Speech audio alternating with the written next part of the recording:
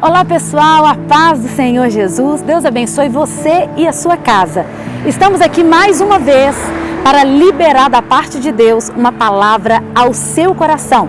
Fique conosco até o final desse vídeo e seja abençoado ou abençoada.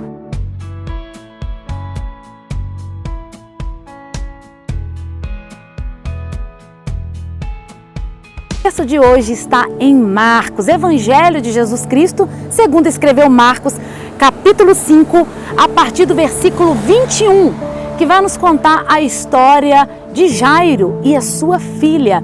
Quando chega aquela notícia terrível que a sua filha estava à beira da morte. Jairo já tinha ouvido falar do Mestre. Ele vai até Jesus e implora, ele reconhece o Senhor, porque o texto vai dizer que ele prostra aos pés do Mestre. Esse sinal de prostrar é trazendo uma reverência ao nome do Senhor. Somente o Senhor poderia fazer aquele milagre ali naquele momento. E a palavra do Senhor diz que aquele homem permanece em uma caminhada com Jesus, mesmo sabendo que a sua filha estava à beira da morte. E é interessante que nós vamos avaliar a história de Jairo. O texto vai dizer que um de dentro da casa daquele chefe daquela sinagoga, Jairo, um príncipe de uma sinagoga, a história vai dizer que um homem chega para ele e diz: não perturbe mais o mestre. A sua filha já está morta. Você tem noção o que é isso? Você está no cenário de morte e permanecer ao lado de Jesus. E o Senhor, ele vira, ele não dá ouvidos àquela notícia e ele fala, continue crendo. Se você for para o original, vai dizer, para de temer e continua crendo. Peraí, em um cenário de morte, aquele homem permanece do lado de Jesus. E eles vão para o cenário. Qual que é o cenário? O cenário de morte. Mas no cenário de morte, quando Jesus entra, alguma coisa acontece.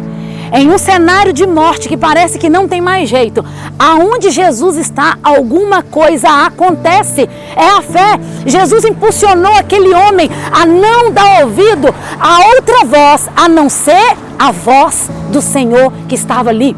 Quando eles chegam, gente, imagina a cena, teve aquele alvoroço, aquela confusão.